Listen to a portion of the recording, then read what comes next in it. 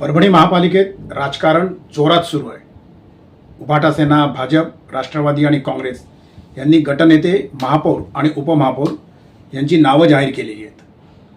काय आहेत ती नावं, कोणाची आहेत ती नावं, हे सर्व ऐकण्यासाठी, हे सर्व समजून घेण्यासाठी हा व्हिडिओ शेवटपर्यंत बघा।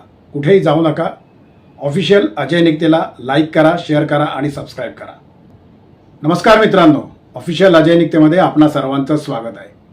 थंबनेलवरनं आणि इंट्रोवरनं तुमच्या लक्षात आलं असेलच की विषय काय आहे। परभणी महानगरपालिकेसंदर्भातला हा माझा तिसरा व्हिडिओ आहे।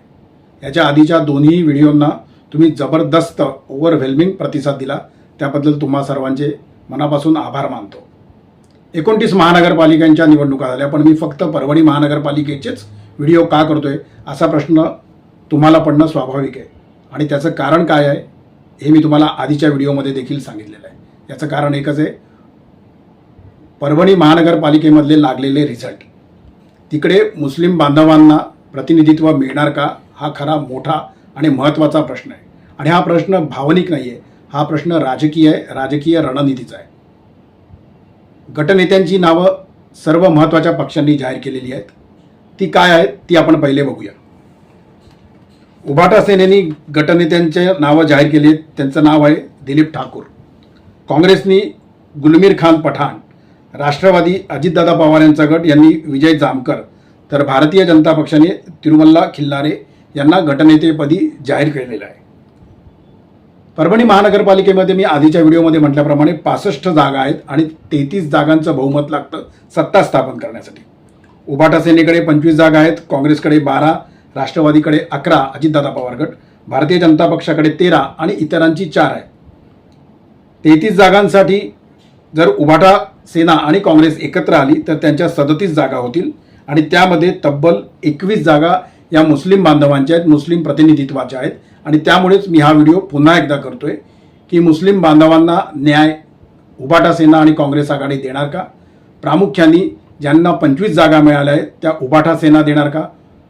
आदरणीय उद्धव ठाकरे मुस्लिम बांधवांना न्याय देणार का? याच्यासाठीच हा आणखीन एक व्हिडिओ मी तुमच्यासमोर घेऊन आलेलो आहे।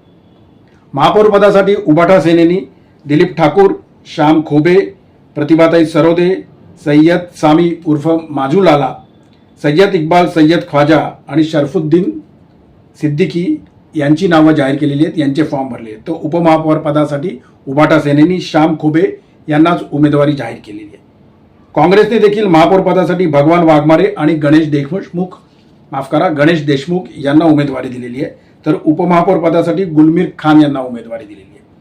राष्ट्रवादी अजितदादा पवार गटांनी महापौर पदासाठी अर्जुन सामले, तर उपमहापौर पदासाठी नजमा बेगम अब्दुल शेख यांना उमेदवारी दिलेली आहे। तर भारतीय जनता पक्षाने महापौर पदासाठी डॉक्टर केदार खटिंग, बिनाताई वरपुडकर, ज्या सुरेशदादा वरपुडकर यांच्या पत्नी आहेत, आणि रितेश जैन यांना उमेदवारी दिलेली आहे। तर उपमहापौर पदासाठी विश्वजित बुधवंत यांना उमेदवारी दिलेली आहे। लक्षात घ्या मित्रांनो, या सगळ्यामध्ये जो महत्त्वाचा प्रश्न मी आधीच्याही व्हिडिओमध्ये उपस्थित केला होता आणि आजही पुन्हा करतोय, मगाशी देखील बोललो होतो की आदरणीय उद्धव ठाकरे मुस्लिम बांधवांना न्याय देणार का?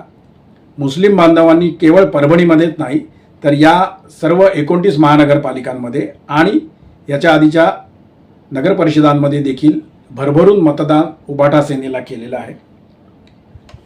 परभणीमध्ये मिश्र लोकसंख्येचा परभणी महानगरपालिकेचं क्षेत्र येतं, परंतु मुस्लिम बांधवांची लोकसंख्या इथे अत्यंत लक्षणीय आहे आणि त्यांनी भरभरून मतदानाचं दान उभाटा सेनेच्या पदरात टाकलेलं आहे। मी मगाशी सांगितल्याप्रमाणे आजची परिस्थिती अशी आहे की आज गटनेते सर्व पक्षांनी जाहीर केलेले आहेत, महापौर पदाचे उमेदवार सर्व पक्षांनी जाहीर केलेले आहेत, उपमहापौर पदासाठी देखील सर्व पक्षांनी त्यांचे उमेदवार जाहीर केलेले आहेत आणि 9 तारखेला ही अत्यंत महत्त्वाची निवडणूक होणार आहे। तेव्हा यातले किती जण त्यांची उमेदवारी मागे घेतात, निवडणुकीच्या अंतिम रिंगणामध्ये कोण राहतं हे आपल्याला कळणार आहे। आणि म्हणूनच हा प्रश्न घेऊन मी तुमच्यासमोर आलेलो आहे की उभाटा सेना, आदरणीय उद्धव ठाकरे मुस्लिम प्रतिनिधित्व, मुस्लिम नगरसेवकाचाच, मुस्लिम बांधवांचाच फॉर्म महापौर पदासाठी कायम ठेवतील का त्यांना मागे घ्यायला लावतील फॉर्म आणि दुसऱ्या कोणाच्या गळ्यामध्ये महापौर पदाची माळ टाकतील? आणि याच्यासाठीच आजचा हा व्हिडिओ तुमच्यासमोर मी आणलेला आहे। याचं कारण असं आहे महापौर पदासाठी प्रतिनिधित्व कोणाला देणार हे मी आधीच्या 2 व्हिडिओमध्ये विचारल्यानंतर त्याच्यावरती भरपूर कमेंट्स आल्या. मला व्हॉट्सअपवरती देखील भरपूर मेसेजेस आले.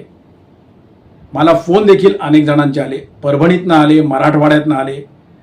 आणि आश्चर्याची गोष्ट म्हणजे उभाटा सेनेतल्या भरपूर पदाधिकाऱ्यांचे देखील मला फोन आले की तुमचे दोन्ही व्हिडिओ आम्ही बघितलेले आहेत आणि यासाठीच हा तिसरा व्हिडिओ देखील मी एक उभाटा सेनेला आदरणीय उद्धव ठाकरे यांना एक चांगला कौतुकास्पद पायंडा ते पाडतील का हे विचारण्यासाठी हा व्हिडिओ केलेला आहे. आपलं मत काय आहे या व्हिडिओबद्दल? आपलं मत काय आहे की मुस्लिम बांधवांनी एवढं भरभरून दान मतांचं उभाटा सेनेच्या पदरात टाकल्यानंतर कोणाला प्रतिनिधित्व मिळावं याबद्दल आपण आपले कमेंट या व्हिडिओच्या खाली नक्की करा. तुमचं मत मला अत्यंत महत्त्वाचं आहे. तुमची सर्व कमेंट मी वाचत असतो. त्यांना जसं जमेल तसं उत्तर देण्याचा देखील मी प्रयत्न करत असतो. त्यामुळे तुमचं कमेंट माझ्यासाठी अत्यंत महत्त्वाचं आहे हे मी तुम्हाला पुन्हा एकदा अत्यंत नम्रपणे सांगतो. ऑफिशियल अजय निकतेला लाईक करायला, शेअर करायला आणि सबस्क्राईब करायला अजिबात विसरू नका. बेल आयकॉन नक्की दाबा म्हणजे अशी नवनवीन व्हिडिओची नोटिफिकेशन्स तुम्हाला मिळत जातील. तोपर्यंत आपली रजा घेतो. धन्यवाद. जय महाराष्ट्र.